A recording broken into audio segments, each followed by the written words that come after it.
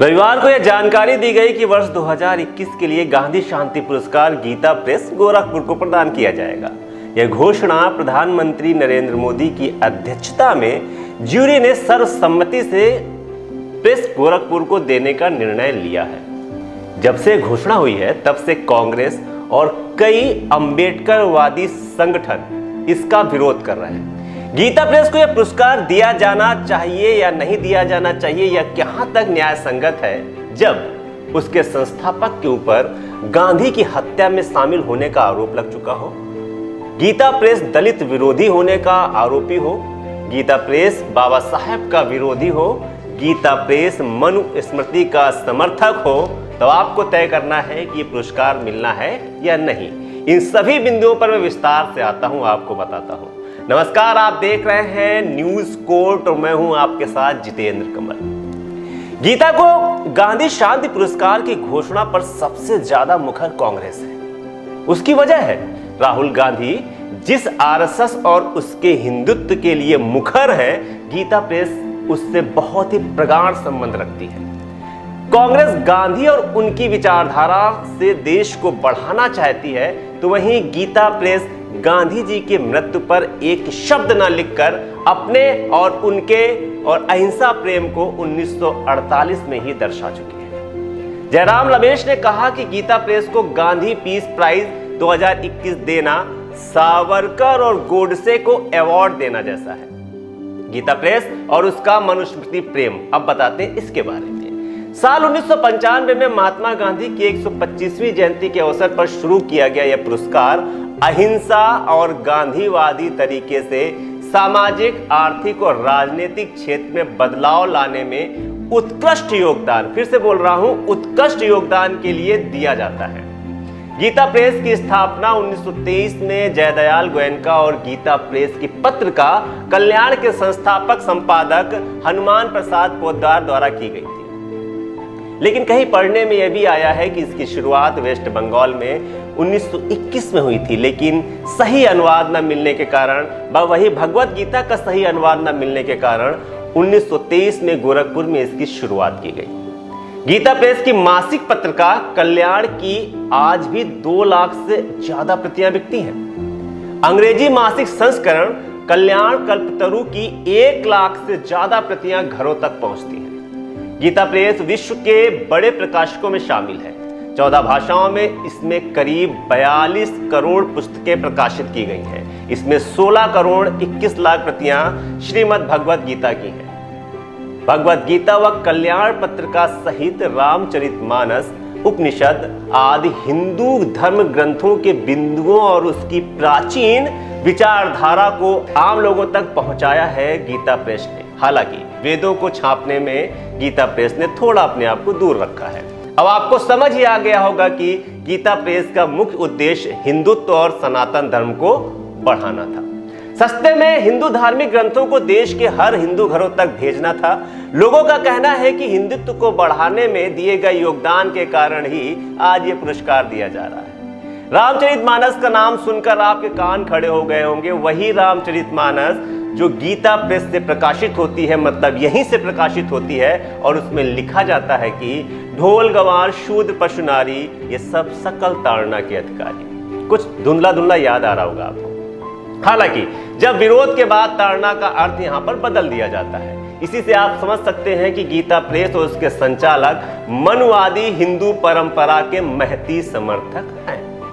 महासभा, जनसंघ और बीजेपी की विचारधाराओं के साथ खड़े होने वाले गीता प्रेस की भी कहानी तो जारी है। पत्रकार और लेखक अक्षय मुकुल ने किताब Gita Press and the making of Hindu India में विस्तार से गीता प्रेस के आक्रामक हिंदुत्व पर लिखा है।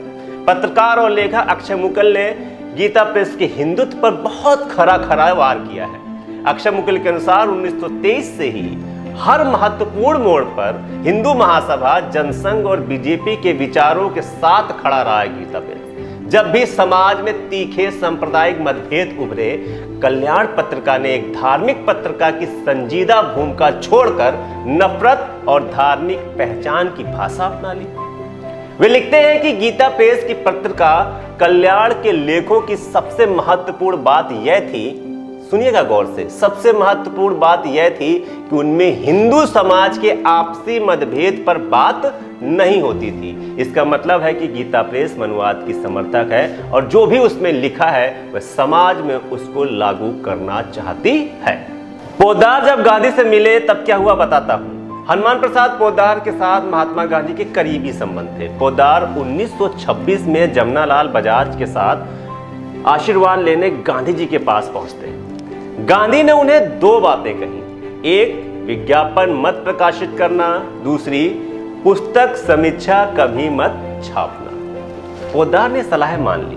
आज भी कल्याण और कल्याण कल्पतरु में ना तो विज्ञापन छपता है और ना ही पुस्तक की समीक्षाएं छापी जाती हैं। इसी कारण शायद पुरस्कार में मिलने वाली 1 करोड़ की राशि गीता प्रेस ने लेने से मना कर दिया है। अब बताता हूं जब नहीं बनने लगी उनकी महात्मा गांधी से। मुकुल साहब ने लिखा कि गीता प्रेस और महात्मा गांधी के रिश्तों में छुआछूत और सांप्रदायिकता जैसे मुद्दों पर आगे चलकर बहुत ही ज्यादा मतभेद उभर आए। अब आप समझ सकते हैं गीता प्रेस के चरित्र को। ये उन्होंने यह भी बताया कि गीता प्रेस दलितों के मंदिर प्रवेश के विरुद्ध था, मतलब मंदिर दलितों को नहीं जाना चाहिए, जबकि हिंदू महासभा इसके पक्ष में था। हिंदू महासभा का कहना था कि दलितों को उच्च जाति के चंगुल से बाहर निकलना चाहिए।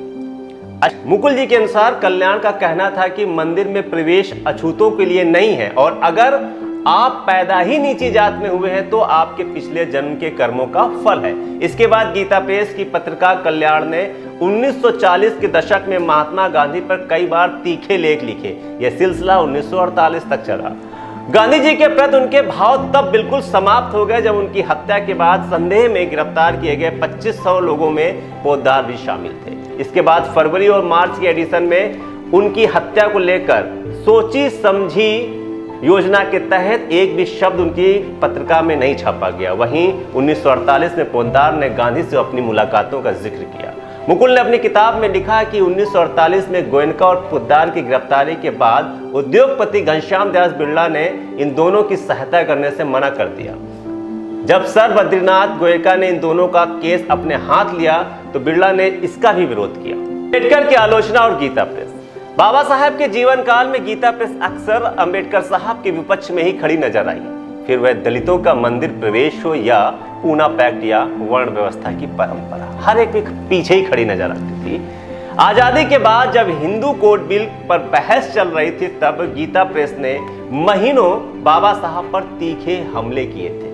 गीता प्रेस जो कि मनुवादी परंपरा को मानने वाली है, उसने हिंदू कोड बिल को कहा कि यह हिंदुओं के विरुद्ध है और तर्क दिया था कि इसके प्रभाव में आने से गैर हिंदू दामाद बेटियों से शादी कर घर आ जाएंगे। यह है गीता प्रेस का चरित्र। इस विरोध की मुहिम गीता प्रेस की पत्रिका कल्याण ने संविधान सभा के बनने से लेकर उस वक्त तक चलाई जब तक प्रधानमंत्री जवाहरलाल नेहरू ने हिंदू कोड बिल को 4 हिस्सों में पास नहीं कर दिया।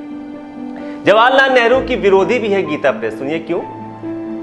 जो भी मनुस्मृति में लिखे नियमों को मेट कर उसके नियमों के खिलाफ खड़ा हो जाता है वो गीता प्रेस का विरोधी हो जाता है। हिंदू कोड बिल को 4 भागों में लागू करने के बाद जवाहरलाल नेहरू भी गीता प्रेस के दुश्मन हो गए थे। उनके इस कार्य से कल्याण ने उन्हें अधर्मी तक कह दिया था। 1951-52 में जब प्रभुदत्त ब्रह्मचारी चुनाव में नेहरू के खिलाफ लड़ रहे थे तब कल्याण ने मुहिम चलाई कि लोग प्रभुदत्त ब्रह्मचारी को वोट दें क्योंकि कल्याण के अनुसार नेहरू अधर्मी थे। अब आप ही बताएं, अगर आप संविधान को मानते हैं और समानता पर विश्वास करते हैं तो गीता प्रेस को दिए जाने वाले इस पुरस्कार को आप कैसे स्वीकार कर सकते हैं। गीता प्रेस के पुरस्कार सिर्फ मनुवाद और हिंदुत्व को बढ़ाने वाले साहित्यिक कार्यों के लिए मिल रहा है जो कि भाजपा और आरएसएस का पहला उद्देश्य है। ऐसी और खबरों के लिए जुड़े रहे जितेंद्र के साथ। दीजिए अभी के लिए इजाजत। नमस्कार।